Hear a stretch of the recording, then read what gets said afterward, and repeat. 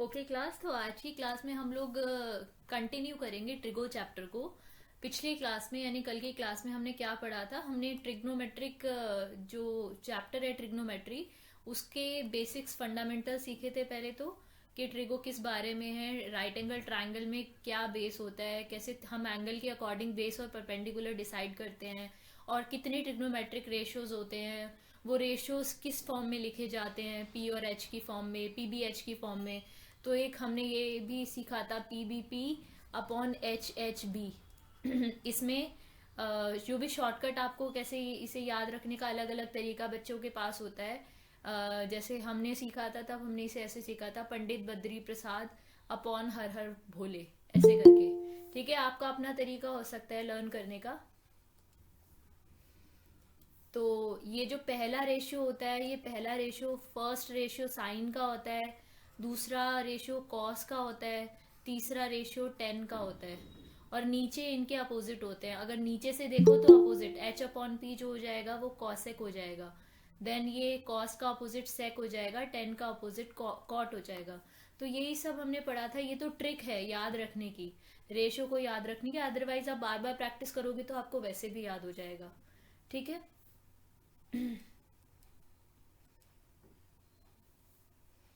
तो ये कंटिन्यू किया था हमने। उसके बाद हमने रेसिप्रोकल रिलेशंस पढ़े थे, जिसमें हमने पढ़ा था कि कॉसेक थीटा साइन थीटा का इन्वर्स होता है, कॉट थीटा टेन थीटा का इन्वर्स होता है, सेक थीटा कॉस थीटा का इन्वर्स होता है।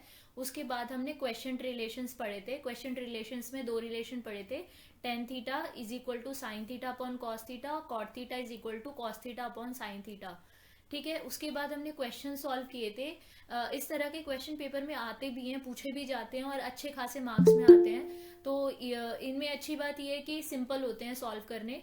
अगर आपको एक बार आ जाए इन्हें सॉल्व करना तो आप इजीली, इसमें मिस्टेक होने के चांसेस बहुत ही ना के बराबर होते हैं। तो आपको किसी एक ट्रिग्नोमेट्रिक रेशियो की वैल्यू दी होगी और बाकी बचे हुए ट्रिग्नोमेट्रिक रेशियोज की वैल्यू निकालनी होगी। तो इसका तरीका यही होता है, जो भी ट्रिग्नोमेट्रिक रेशियो आपको दिया हुआ है उसको पी बी एच की फॉर्म में लिख लीजिए, और उसके बाद में राइट एंगल ट्राइंगल में कंपेयर करके, जैसे यहाँ पर p की वैल्यू 4x आई थी, b की वैल्यू 3x आई थी, कंपेयर करके हम यहाँ पर लिखेंगे। और जो अननोन है, यानी p b जैसे नोन है और h नहीं है हमारे पास, तो पाइथागोरस थ्योरम से h हम निकालेंगे। कल मैंने आपको बताया था, अगर हाइपोटेनस हमें फाइंड करना है, b और p दिया हुआ है, बेस और परपेंडिकुलर दिया हुआ है, तो उस केस में हम स्क्वायर को ऐड करते हैं। और अगर हाइपोटेनस दिया हुआ है, आपको हाइपोटेनस नहीं दिया हुआ तो प्लस करेंगे। हाइपोटेनस दिया हुआ है और अगर बी और पी में से कोई एक चीज फाइंड आउट करनी है, तो आपको हाइपोटेनस के स्क्वायर में से जो भी चीज गिवन है उसके स्क्वायर को माइनस करना होता है। मतलब हाइपोटेनस निकालने के लिए प्लस, अदरवाइज माइनस करना होता है स्क्वायर्स को। ठीक है, ये हमने कल की क्लास में पढ़ा था। और मैंने आपको कुछ पाइथागोरन ट्रिपलेट्स लिखवाए थे। ये बहुत इंपॉर्टेंट पाइथागोरन ट्रिपलेट्स है, जो कल मैंने आपको लर्न भी कराए थे कल की क्लास में, और याद सुने भी थे आपसे। उसके बाद हमने एक क्वेश्चन सॉल्व किए थे यहाँ पर क्लास में, और कुछ क्वेश्चंस मैंने आपसे सॉल्व करवाए थे, कुछ मैंने आपको बताए थे कैसे करना है, और कुछ क्वेश्चंस मैंने आपको होमवर्क में ट्राई करने के लिए दिए थे। उसके बाद में आज हमें यहाँ से स्टार्ट करना है, ये हमारी ट्रिग्नोमेट्रिक रेशियोज की वैल्यूज हैं। तो यहाँ से हमें स्टार्ट करना, और अलग टाइप के क्वेश्चंस जिनमें हमें वैल्यूज पुट करनी होती है, थीटा हमें दिया होता है, वैल्यूज पुट करनी होती है, रिलेशन की इवेल्युएशन करनी होती है, यानी इवेल्युएट करना होता है, उसको वैल्यू निकालनी होती है नंबर में। तो वो उस टाइप के क्वेश्चंस हम सॉल्व करेंगे। तो सबसे पहले तो आपको ये टेबल आनी चाहिए बनानी। ठीक है, टेबल मैंने क्लास में ऑलरेडी बताई हुई है आपको। टेबल मैंने ऑलरेडी क्लास में बताई हुई है आपको, बट स्टिल अगर आप बोलते हो तो मैं अभी दोबारा से आपको टेबल बता सकती हूँ जल्दी से।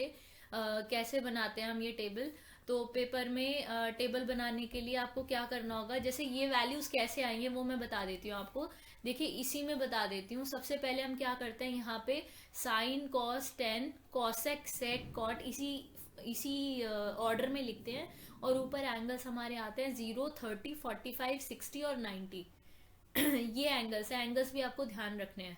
उसके बाद ये जो खाली आपकी ब्लैंक टेबल होगी, तो ये ब्लैंक टेबल में आपको क्या करना है, जैसे यहाँ पे आपको लिखना है 0। ये इमेजिन कीजिए कि यहाँ पे कुछ भी नहीं लिखा हुआ है, ये हम लाएंगे वैल्यूज। यहाँ पे लिखना है आपको 0, यहाँ 1, यहाँ 2, यहाँ 3 और यहाँ 4। अब आपको क्या करना है, ये जो नंबर लिखे हैं आपने 0 1 2 3 4, इनको डिवाइड करना है 4 से। 4 से डिवाइड कर दीजिए। ठीक है, देखिए 4 से डिवाइड जब आप करेंगे तो आपको यहाँ पे मिल जाएगा 0, यहाँ मिलेगा, यहाँ 1/4 मिलेगा, यहाँ मिल जाएगा आपको 1/2, 2/4 का मतलब है 1/2, यहाँ आपको मिलेगा 3/4 ही रहेगा ये, तो इसको सॉल्व करेंगे 4/4 का आपको मिल जाएगा 1। तो अब इसके बाद आपको क्या करना है इसके बाद आपको क्या करना होता है, जैसे जो वैल्यू आप 4 से डिवाइड करने के बाद जो वैल्यूज आपको आई हैं उनको आपको रूट में लिखना होता है। तो सारी सारी वैल्यूज को आप रूट में लिख दीजिए। यहाँ पे आपको क्या मिला है, 1/2 मिला है, मैं इरेज करके लिख ही देती हूँ यहाँ पे, या 1/2 मिला था, 1/2 मिला है, 2/4 को सॉल्व करके 1/2 मिला था, तो उसको अंडर रूट में लिखेंगे। यहाँ 3/4 को अंडर रूट में लिखेंगे, यहाँ पर 1 को अंडर रूट में, 4/4 को सॉल्व करके 1 आया तो 1 को अंडर रूट में हम लिखेंगे। ठीक है, 0 को अंडर रूट में लिखोगे तो 0 ही मिलेगा। 1/4 का रूट आप सॉल्व करोगे तो ऊपर 1 का रूट 1 हो गया, 4 का रूट 2 हो गया, तो 1/2 यहाँ से आया। इसको सॉल्व करोगे तो 1 का रूट 1 होगा, और 2 क्योंकि प्राइम नंबर है तो उसका रूट सॉल्व नहीं होगा, रूट 2 ही रहेगा, 1/√2 यहाँ से आया। उसके बाद ऊपर इसे जब आप सॉल्व करोगे तो 3 का रूट 3 रहेगा, और 4 का रूट बन जाएगा 2, तो यहाँ से √3/2 आया, और 1 का रूट 1 होता है तो यहाँ से 1 आया। इस तरीके से ये टेबल बनती है। साइन थीटा की वैल्यू सबको समझ में आई, कैसे आई बताइए। Yes ma'am. सबसे पहले 0 1 2 3 4, उसके बाद सारे नंबर्स को 4 से डिवाइड कर दो, उसके बाद रूट कर दो, बस इतना ही करना है, आपके पास वैल्यूज आ जाएंगी। अच्छा, साइन की वैल्यू आपको मिल गई, तो कॉस की वैल्यू का क्या करेंगे। देखिए साइन और कॉस ना कॉम्प्लीमेंट्री एंगल होते हैं। साइन और को साइन, साइन और कोसाइन, को का मतलब होता है कॉम्प्लीमेंट्री, यानी कॉस जो होता है वो साइन का कॉम्प्लीमेंट्री एंगल होता है। इसका मतलब यह है कि साइन की वैल्यू कुछ भी हो, कॉस की वैल्यू वो होगी जिनके इनका सम हमेशा 90 डिग्री आएगा। कॉम्प्लीमेंट्री एंगल्स आपने पढ़े थे, ऐसे दो एंगल्स जिनका सम हमेशा 90 डिग्री होता है उनको हम कॉम्प्लीमेंट्री एंगल्स बोलते हैं। जैसे सारे एंगल्स जो मैं यहाँ पे लिख रही हूँ, ये सारे एंगल्स कॉम्प्लीमेंट्री एंगल्स हैं। ऐसे ही साइन थीटा और कॉस थीटा भी कॉम्प्लीमेंट्री एंगल्स होते हैं, कॉम्प्लीमेंट्री ट्रिग्नोमेट्रिक फंक्शंस होते हैं। तो यहाँ पर भी हम क्या करेंगे, जैसे जो साइन 0 की वैल्यू होगी ना, साइन 0 की जो वैल्यू होगी वो कॉस 90 की वैल्यू होगी। क्यों, क्योंकि 0 + 90 90 होता है। ठीक है, 0 + 90 90 होता है। जो साइन 30 की वैल्यू होगी वही कॉस 60 की वैल्यू होगी। रीजन, क्योंकि 30 + 60 90 होता है। जहां पर भी सम 90 बन रहा होगा वहां पे कॉम्प्लीमेंट्री एंगल्स बराबर होंगे। ये बात समझ में आई है सबको। जहां पर भी सम 90 डिग्री बन रहा है वहां पे कॉम्प्लीमेंट्री एंगल बराबर होंगे। ठीक है, जैसे अगर मैं ये कहूं कि ए और बी ये दोनों कॉम्प्लीमेंट्री एंगल है, ए और बी दो कॉम्प्लीमेंट्री एंगल हैं, तो ए की वैल्यू आप कैसे निकाल सकते हो, आप निकाल सकते हो बी माइनस 90 माइनस बी करके, 90 माइनस बी। यानी अगर बी 30 डिग्री होगा, अगर बी 30 डिग्री होगा तो ए कितना हो जाएगा, तो ए हो जाएगा 60 डिग्री। अगर ए साइन है तो बी कॉस है, तो ए की जो वैल्यू होगी, ए 60 आया है और बी कितना था 30, तो ऐसे ही साइन और कॉस में कॉम्बिनेशन चलता है, जितना साइन 30 होगा उतना ही कॉस 60 होगा। ये मुझे एक बार रिस्पॉन्स देके बताइए, आपको आवाज आ रही है मेरी और समझ में भी आ रहा है जो मैं बता रही हूँ। Yes ma'am. गुड। अगर बात करें 45 डिग्री के एंगल की, तो साइन 45 और कॉस 45 इक्वल होते हैं। रीजन, क्योंकि 45 + 45 सम कितना होता है 90 डिग्री के, सम कितना होता है 90 डिग्री के। इसी तरीके से साइन 90, अब आप मुझे बताइए साइन 90 किसके इक्वल होगा कॉस में। मैम 0। यस, कॉस 0 के इक्वल होता है। रीजन, 90 + 0 90 होगा। तो ये बहुत सिंपल चीज है। अगर आपको कॉम्प्लीमेंट्री एंगल का जो कॉन्सेप्ट है वो समझ में आता है तो आप ये चीज सिर्फ साइन और कॉस पे नहीं, टेन और कॉट पर भी अप्लाई करेंगे, कॉसेक और सेक पर भी अप्लाई करेंगे। क्योंकि देखो सेक और कॉसेक, मैंने आपको बताया था सीओ का मतलब होता है कॉम्प्लीमेंट्री, यानी कॉसेक बेसिकली सेक का कॉम्प्लीमेंट्री है। तो सेक सेक 30 की जो वैल्यू होगी वही कॉसेक 60 की वैल्यू होगी। देखिए, जो सेक 30 की वैल्यू है, सेक 30 की जो वैल्यू है वही कॉसेक 60 की वैल्यू है। सेक 45 और कॉसेक 45 बराबर होंगे हमेशा। जो सेक 60 की वैल्यू होगी वही कॉसेक 60 की वैल्यू होगी। तो आप देख पा रहे हो, ये भी कॉम्प्लीमेंट्री एंगल्स है। समझ में आ रहा है बेटा? बोलो। Yes ma'am. ठीक है। टेन की बात करें तो टेन, देखो टेन और कॉट की फुल फॉर्म, टेन की फुल फॉर्म होती है टेंजेंट। टेन का मतलब होता है टेंजेंट। ठीक है। सेक की फुल फॉर्म होती है सेकेंड। तो सेकेंड से बना सेक, और सेक का कॉम्प्लीमेंट्री एंगल होता है कोसेक। ठीक है। सेक का कॉम्प्लीमेंट्री एंगल कोसेक, तो यहां से दोनों नाम मिले। टेन से बना, टेंजेंट से बना टेन, टेंजेंट से बना टेन, और टेन टेन का कॉम्प्लीमेंट्री एंगल होता है कॉट। कॉट का मतलब क्या होता है? कॉट की फुल फॉर्म होती है को टेंजेंट, इसको शॉर्ट में बोल देते हैं कॉट, मतलब कॉम्प्लीमेंट्री ऑफ टेंजेंट। तो ये टेन का कॉम्प्लीमेंट्री होता है, यानी जो टेन 30 की वैल्यू होगी, मुझे आप बताओ जो टेन 30 की वैल्यू होगी कॉट में वो वैल्यू कितनी होगी, कितने एंगल पर होगी जो टेन 30 की वैल्यू होगी? मैम 60। यस, कॉट 60 की होगी। टेन 30 और कॉट 60 बराबर होंगे, क्योंकि ये भी दोनों कॉम्प्लीमेंट्री एंगल्स हैं। अगर कॉट 30 की बात करें तो कॉट 30 और टेन 60 ये भी इक्वल होंगे, क्योंकि ये कॉम्प्लीमेंट्री एंगल है। बिल्कुल इसी तरीके से टेन 45 और कॉट 45 दोनों वन होते हैं, क्योंकि ये भी कॉम्प्लीमेंट्री एंगल है। 45 डिग्री पे जो कॉम्प्लीमेंट्री एंगल्स होते हैं उनकी वैल्यू सेम होती है।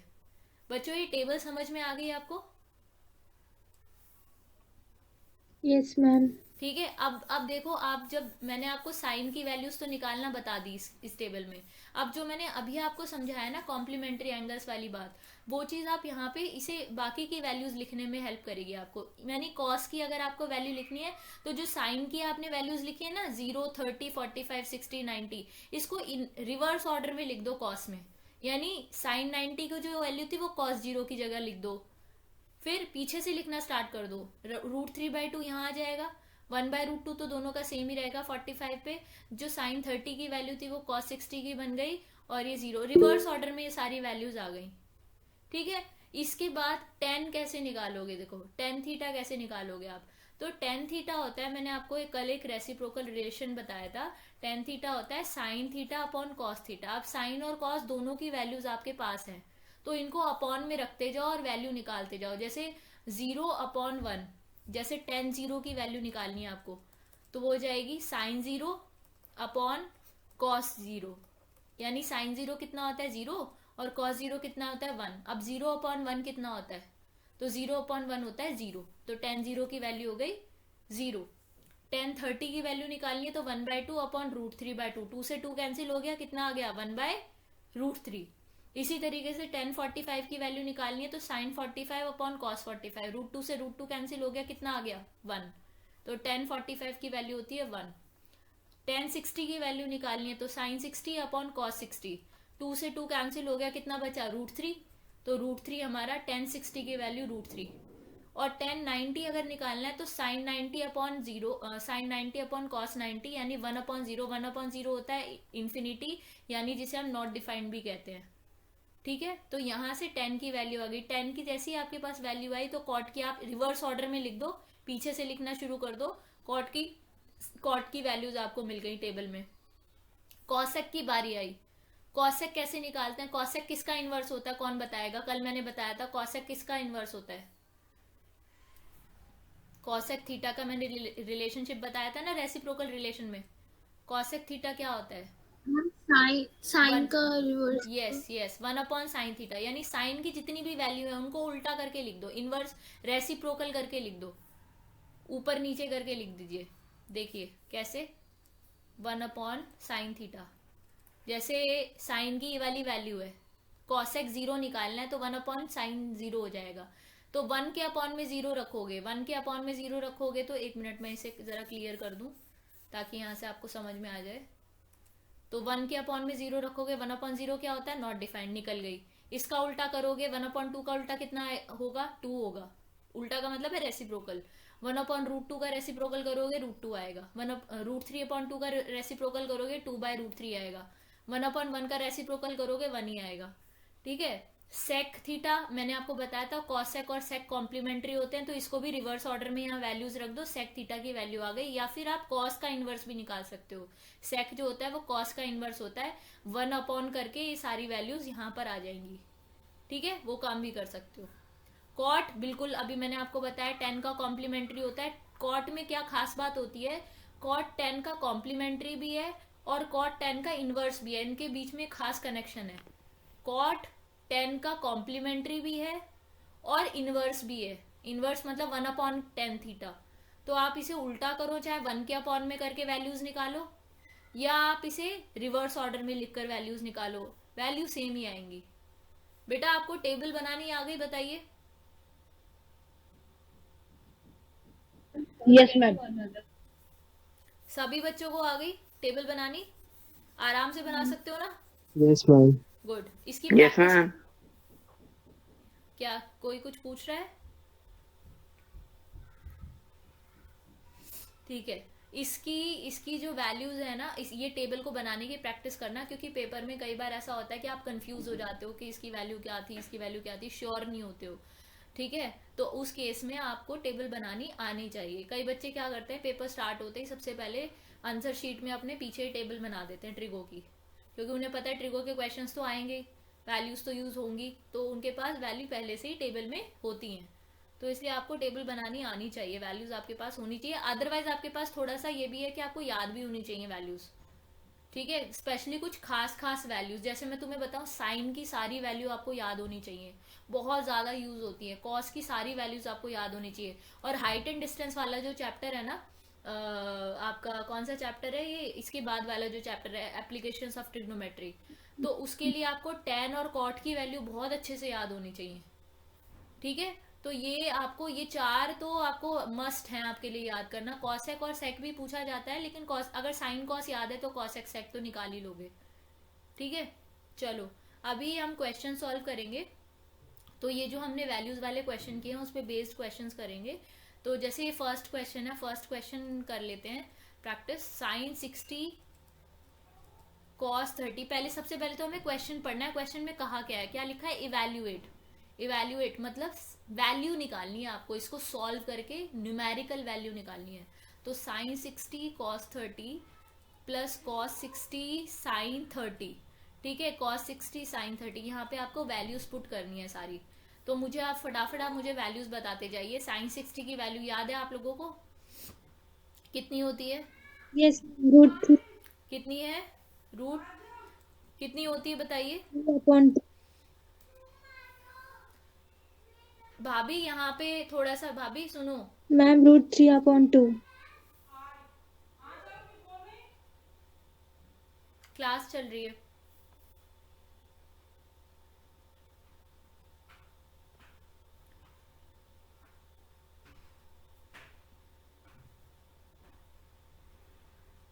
ठीक है,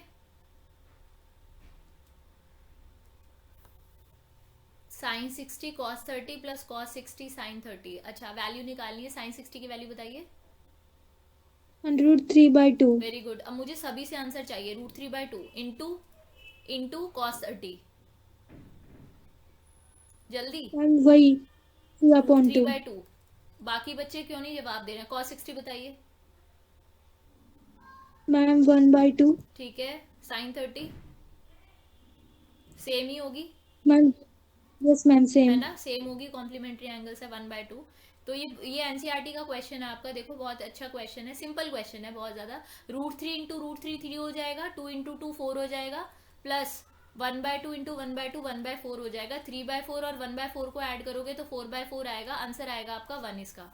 ठीक है, कितना इजी क्वेश्चन था देखो ये। चलो मुझे सेकंड क्वेश्चन जो है, सेकंड क्वेश्चन आप करके दिखाइए। 1 मिनट का टाइम दे रही हूँ, जल्दी से आंसर बताइए।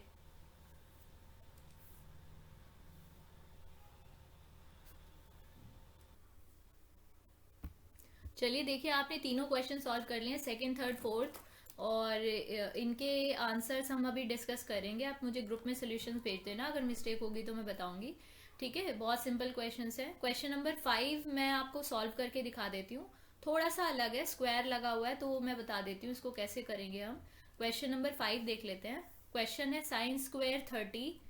साइन स्क्वायर, ध्यान रखिए, जो स्क्वायर लगता है या क्यूब लगता है, कुछ भी जो पावर लगती है वो यहाँ पर लगती है, 30 के ऊपर नहीं लगेगी कभी भी, ये ध्यान रखना। एंगल के ऊपर पावर नहीं लगेगी। Sine square 30 degree plus 4 cot square 45 degree minus sec square 60 degree, एक ब्रैकेट में, और मल्टीप्लीकेशन में दूसरा ब्रैकेट है cosec square 45 degree into sec square 30 degree. ये आपके पास एक रिलेशन दिया हुआ है, ट्रिग्नोमेट्रिक रिलेशन। इसको सॉल्व करके इसके इवेल्युएट करना है, इसको वैल्यू पुट करनी है। तो सबसे पहले साइन स्क्वायर 30 है ना, इसका मतलब ये साइन 30 की जो वैल्यू है उसे रखो और उसका स्क्वायर कर दो। ठीक है, ये हो गया sine square 30 plus 4 into cot square 45। तो जो कॉट 45 की वैल्यू है, कॉट 45 की वैल्यू आप रखिए और उसका स्क्वायर कर दीजिए। कॉट 45 की वैल्यू कितनी होती है, 1 होती है, 1 का स्क्वायर कर दीजिए। Minus sec square 60। तो सेक 60 की वैल्यू क्या है, सेक 60 की वैल्यू कितनी होती है बताइए।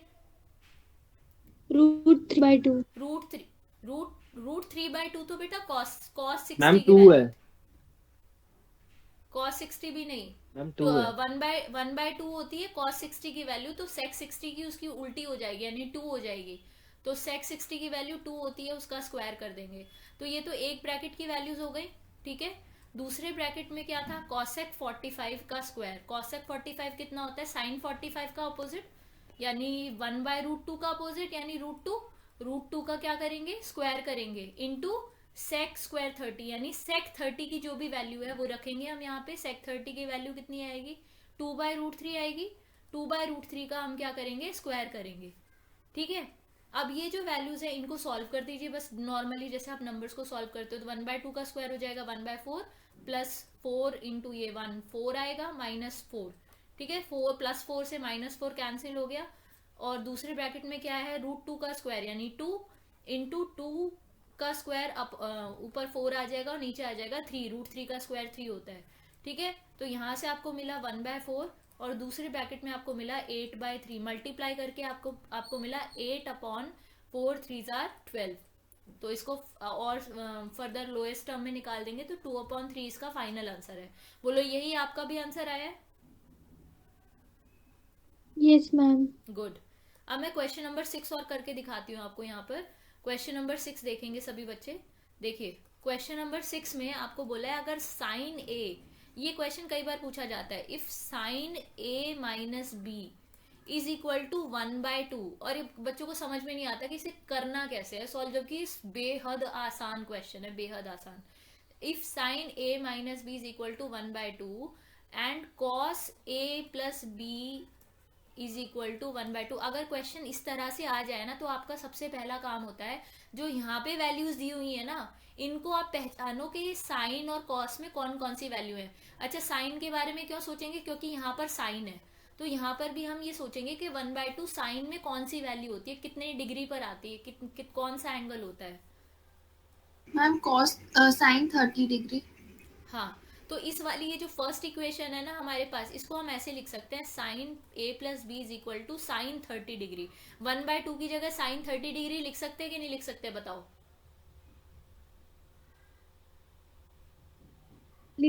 Yes ma'am. है ना, इसी तरीके से cos A plus B is equal to 1/2। तो आप ये देखो 1/2 कॉस में कितनी, यहाँ पे कॉस है ना, तो यहाँ पर भी कॉस बनाना है, कॉस 60 डिग्री। यस, अब हम क्या करेंगे, इसे कैंसिल कर देंगे, साइन से साइन कैंसिल हो जाएगा, लेकिन कैंसिल मन में करेंगे, यहाँ पे नहीं काटेंगे, ध्यान रखना। तो आपको क्या मिलेगा, यहाँ से आपको मिलेगा a प्लस बी।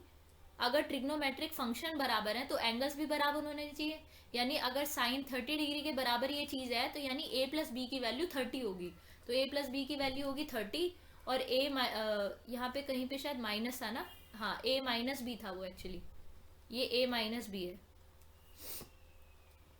ठीक है, तो a माइनस बी की वैल्यू हो गई 30, और a प्लस बी की वैल्यू हो गई 60। अब हम इसे, जैसे दो इक्वेशंस होती है हमारे पास, हम उन्हें सॉल्व करते हैं ना, एक्स वाई वाली linear equation in two variables को सॉल्व करते थे, जैसे कौन सा मेथड लगाते थे, ये माइनस माइनस माइनस, ठीक है, ये वाला।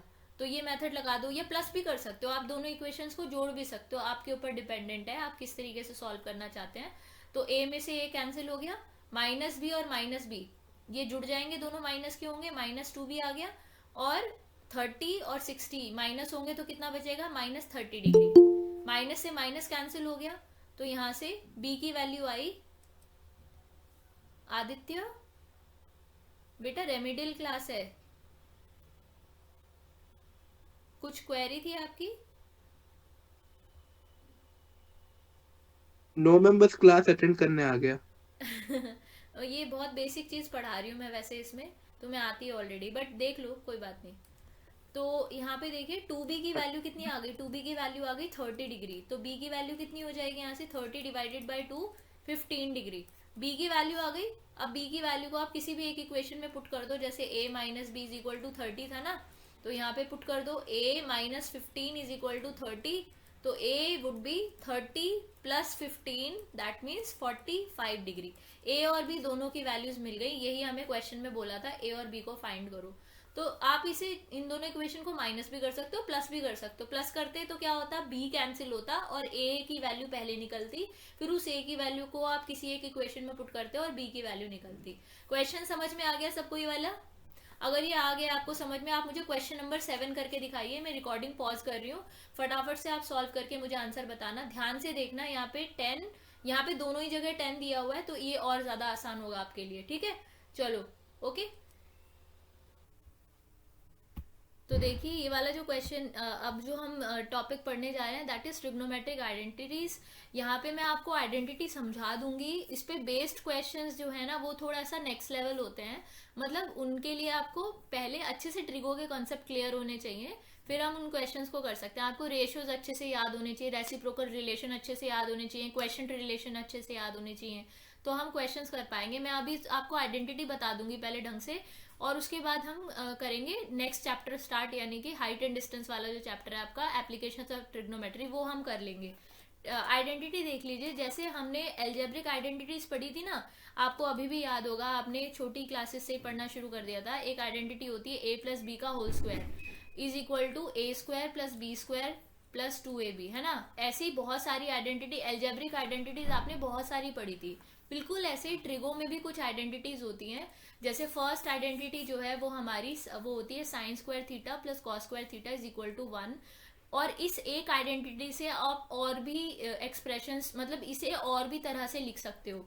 कैसे लिख सकते हो? मान लो किसी क्वेश्चन में आपको साइन की वैल्यू निकालनी है, साइन थीटा की वैल्यू निकालनी है कॉस की टर्म में, तो आप इसे लिख सकते हो साइन स्क्वायर थीटा लिखोगे 1 माइनस कॉस स्क्वायर थीटा, आप इसे ऐसे भी लिख सकते हो। और अगर साइन थीटा निकालना होगा तो स्क्वायर इधर जाएगा, तो ये पूरी टर्म आ जाएगी रूट में, तो साइन थीटा हो जाएगा under root 1 minus cos square theta. तो ये पहली आइडेंटिटी है, ठीक है? बिल्कुल इसी आइडेंटिटी से कॉस की वैल्यू निकालनी हो साइन की टर्म में, तो कैसे निकालोगे? तो कॉस स्क्वायर थीटा हो जाएगा, यहीं से इसी आइडेंटिटी की बात कर रहे हैं अभी हम, कॉस स्क्वायर थीटा हो जाएगा 1 माइनस साइन स्क्वायर थीटा। देखो 1 यही रहेगा, साइन स्क्वायर थीटा इधर जाएगा तो माइनस का होगा 1 माइनस साइन स्क्वायर थीटा। और अगर कॉस थीटा की वैल्यू निकालनी है, स्क्वायर इधर जाएगा तो वो रूट बन जाएगा, तो that would be 1 under root 1 minus sine square theta. तो क्या क्या रिलेशनशिप कितने रिलेशन मिल गए हमें? देखो यहाँ से हमें मिल गए 1 2 3 4 और 5वां, तो ये जो अपनी आइडेंटिटी है वो तो है ही। एक आइडेंटिटी से 5 डिफरेंट रिलेशंस हमें मिल गए हैं। इसके बाद आती है दूसरी आइडेंटिटी। दूसरी आइडेंटिटी को दूसरे कलर से समझाऊंगी मैं। तो सेक और टेन के बीच में होती है आइडेंटिटी, वो होती है sec square theta is equal to 1 plus tan square theta. और अगर आपको इसे इक्वल्स टू 1 वाले फॉर्मेट में ही याद करना है तो आप इसे ऐसे लिख सकते हो, sec square theta minus tan square theta is equal to 1। ये हो गया, ये जो नॉर्मल हमने ऊपर वाला फॉर्मेट था, राइट हैंड साइड पे 1 रखने वाला फॉर्मेट जो है, ठीक है? अब इसे अगर आपको इस क्वेश्चन में सेक स्क्वायर थीटा की वैल्यू निकालनी है, वो तो हम ऊपर लिख ही चुके हैं। अगर हमें सेक थीटा की वैल्यू निकालनी हो, सेक थीटा, तो ऑब्वियसली बात है स्क्वायर दूसरी साइड जाएगा, तो सेक थीटा की वैल्यू होगी under root 1 plus tan square theta. Similarly अगर हमें टेन थीटा की वैल्यू निकालनी है, अब मैं यहाँ पे डायरेक्टली आपसे पूछ रही हूँ, आप मुझे बताइए टेन थीटा की वैल्यू अगर हम सेक की टर्म में निकालना चाहेंगे तो क्या होगी टेन थीटा की value? Ma'am 1 plus sec theta. 1 plus होगा, are you sure? Yes ma'am. Sure हो बिल्कुल? Yes ma'am. No ma'am, minus होगा। वही मैं पूछ रही हूँ। देखो आप डायरेक्ट नहीं निकाल पा रहे हो ना, क्योंकि मैंने यहाँ पे लिखा नहीं है। अगर मैं लिख दूंगी तो आपको समझ में आ जाएगा। आपको टेन थीटा की वैल्यू निकालनी है सेक की टर्म में। तो आप क्या करोगे, ये जो रिलेशन है ना, इसमें टेन थीटा को एक तरफ रखो और सेक को दूसरी साइड लेके जाओ। ये माइनस है, बल्कि टेन को पॉजिटिव रखना चाहिए आपको। तो टेन को आप राइट हैंड साइड पे लेके चले जाओ, वो पॉजिटिव बन जाएगा। तो टेन स्क्वायर थीटा पॉजिटिव बन गया, और ये 1 जो है ये इधर आ जाएगा, तो ये हो जाएगा सेक स्क्वायर थीटा माइनस 1। ये आ गया टेन स्क्वायर थीटा की वैल्यू। तो टेन थीटा की वैल्यू क्या हो जाएगी? टेन थीटा की वैल्यू होगी under root sec square theta minus 1। समझ आया? ठीक है, तो कितने रिलेशन मिल गए? यहाँ से भी हमें टोटल 5 रिलेशंस मिल गए। ठीक है, उसके बाद आती है तीसरी आइडेंटिटी, वो होती है कॉसेक और कॉट के बीच में। तो चलो मैं ऊपर ही लिख देती हूँ उसको, ताकि आपको विजिबल होती रहे तीनों एक साथ। थर्ड आइडेंटिटी कॉसेक और कॉट के बीच में। कॉसेक और कॉट के बीच में जो आइडेंटिटी होती है वैसी होती है बिल्कुल जैसे सेक में होती है। कॉसेक की जगह सेक की जगह कॉसेक आ जाता है और टेन की जगह कॉट आ जाता है, मतलब कॉम्प्लीमेंट्री एंगल्स आ जाते हैं। ठीक है, तो cosec square theta is equal to 1 plus cot square theta. अब चलो इस वाले में तो कम से कम बता ही दो खुद से। मुझे बताओ, अगर इसमें आपको कॉसेक की वैल्यू निकालनी हो कॉट की टर्म में तो क्या होगी? ये तो सिंपल है। मैम क्या बोला था आपने? कॉसेक की वैल्यू निकालनी है कॉट की टर्म में। मैम रूट में आ जाएगा 1 plus cot. Yes, 1 plus cot square theta. अच्छा, थीटा। इज इक्वल टू 1 वाली फॉर्म में क्या होगा? ये इज इक्वल टू 1 वाली फॉर्म में तो ये हो जाएगा cosec square theta minus cot square theta is equal to 1। ठीक है, राइट हैंड साइड में 1 आ गया। अच्छा, अगर आपको कॉट थीटा की वैल्यू पूछूं मैं आपसे, अब कॉपी पे सॉल्व करके बताना, गड़बड़ नहीं होनी चाहिए किसी से भी। कॉट थीटा की वैल्यू निकालनी हो कॉसेक की टर्म में तो कैसे निकालोगे? क्या आएगा आंसर? गलती मत करना।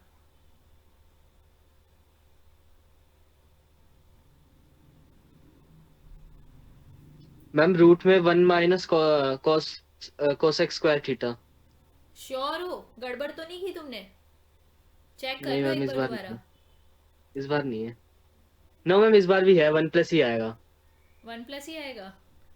हाँ नहीं, गड़बड़ कर रहे हो, दोबारा से करो इसे ट्राई। मैम कॉट ऐसे की ही होगा, वैल्यू क्योंकि मैम निकालनी आप है cot ma'am right hand side से लेफ्ट हैंड साइड में लेके आ गए, तो मैम उधर माइनस में था, इधर आके प्लस हो गया। देखो देखो देखो देखो रिलेशनशिप क्या है? रिलेशनशिप है ये cosec square theta minus cot square theta. तुम लोग ना लेफ्ट राइट में ही कंफ्यूज हो जाते हो, इसमें तुम बहुत मिस्टेक करते हो। कॉट स्क्वायर थीटा है, कॉट की वैल्यू निकालनी है ना आपको, इसको सेपरेट करना है मतलब, तो इसे दूसरी तरफ लेके जाओ, पॉजिटिव हो जाएगा। अब दूसरी तरफ का मतलब ये नहीं है कि आप इसे राइट में ही लिख दोगे, वो तो इक्वेशन को आप लेफ्ट राइट कैसे भी लिख सकते हो। देखो मैं छोटे बच्चों की तरह समझाती हूँ तुम्हें। देखो कॉट इधर चला जाएगा, पॉजिटिव हो गया, और 1 इधर चला जाएगा, नेगेटिव हो गया। 1 मिनट, जैसे छोटे बच्चों को समझाते हैं ना वैसे ही बता रही हूँ। कॉसेक स्क्वायर थीटा 1 इधर आया -1। ठीक है, अभी आगे समझ में? अब फ्लिप कर दो इक्वेशन को, लेफ्ट का राइट, राइट का लेफ्ट। मैं ये स्टेप स्किप कर देती हूँ, मिस नहीं करती, स्किप कर देती हूँ, क्योंकि ये छोटे बच्चों वाला काम है। आप डायरेक्ट भी तो लिख सकते हो इस चीज को, भाई ऐसे लिखो या ऐसे लिखो, बात तो एक ही है। तो कॉट थीटा की वैल्यू कितनी आएगी यहाँ से? Under root cosec square theta -1। और वैसे भी मैंने आपको भी बताया था कि यहाँ बस रिप्लेस हो गया कॉम्प्लीमेंट्री एंगल, टेन की जगह कॉट आ गया, सेक की जगह कॉसेक आ गया, सेम है। देखो बोलो समझ आया?